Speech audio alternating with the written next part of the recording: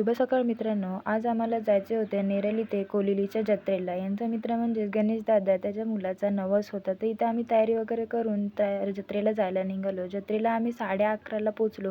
11:30ला पोचलो तर तिथं खूप गर्दी होती. तर देवीचे दर्शन घ्यायला निघालो तर तिथं पण खूप गर्दी होती. आमची पोरा पण रास कंटाळलेली. बघू शकता इथं दिदू पण कंटाळलेली म्हणून तिच्यासोबत तर आम्ही टाइमपास करून मस्ती केली. इथं बघू शकता लांबच्या लांब एकदम रांगा लागलेल्या आहेत वाहनांच्या. आज रविवार होता म्हणून पक्की गर्दी होती. तर इथं बघू शकता तुम्ही दिदू कशी टाइमपास करायला बिलगली तर दादाच्या मोठ्या पोरीसोबत.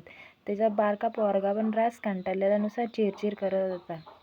ते ना दादा गेले ते कोंबडा कापायला. तर आम्ही रास त्यांची वाट बघितली ना आम्ही स्वतः. तर इथं जेवण बिवण झालं तर मला जेवणाचा व्हिडिओ नाही शूट करायला भेटला. तर इथं आम्ही जेवण बिवून डबल ही बघा आमची सगळी फॅमिली पण जत्रा फिरायला निघलेली ना. आम्ही पण मग त्यांच्या पाठी चाललो होतो.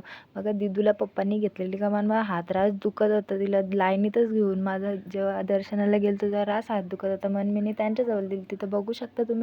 तिथं बघा नुसती पोरांची खेळणी बिळणी भांडी गुंडी गाड्या बिड्या न नुसतं भोंग. नाही तर बघू शकता तुम्ही नुसत्या बायकांचा पण रास, कानातले पोती नुसत्या न खाऊचा पण रास इथं होता नुसतं. ते एका ठिकाणी मला दिदीच्या डोक्यात जो हेअरबँड दिसतो तो मला रास आवडलेला पण तिला काही आवडलाच नाही. तो म्हणून ती नुसता काढून ठेवते. तिला नुसता भोंगाच पाहिजे होता. तिने तो घातला. तर इथं आम्ही जत्रा बित्रा फिरून वगैरे डायरेक्ट खेळणी बिळणी घेऊन बाहेर निघलो ना घरी जायला निघलो. इथं तर खूप दमलेलो होतो. दिदू पण खूप दमलेली. तर ती डायरेक्ट झोपूनच.